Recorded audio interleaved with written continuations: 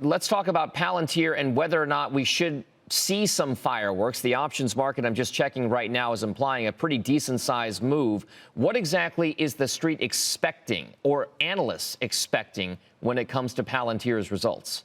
Yeah, Dom, Street's expecting upside here in terms of the quarter, but I think Street's underestimating. I mean, we're seeing this AI revolution. Palantir is one of the leaders, and I think that's why they're the Messi of AI. And then when it comes to the use cases on the enterprise, they're exploding. Look, I think next 2 to 3 years, this is $1 trillion market cap. If it's the Lionel Messi of this particular AI boom, then what the expectations are have to be really high.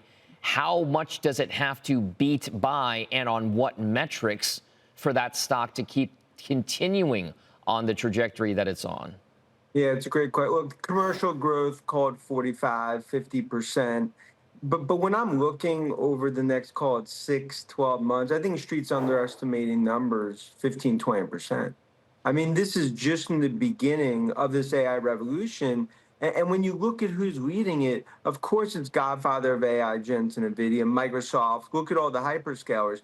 The use cases are led by Palantir. They're basically playing chess, and everyone else is playing checkers. And that's why I think that's what's going to show up tonight.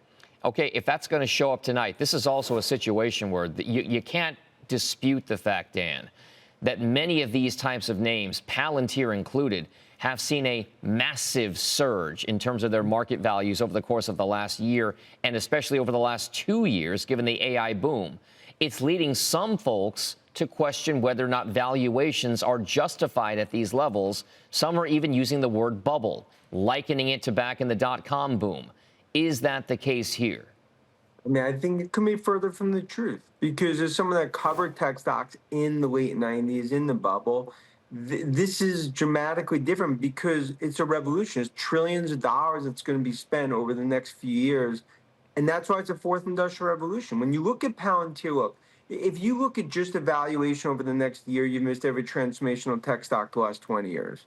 And I believe Palantir is one of the core leaders of not just next year, of next 3, 5 years. I think Karp and the team are playing a different game.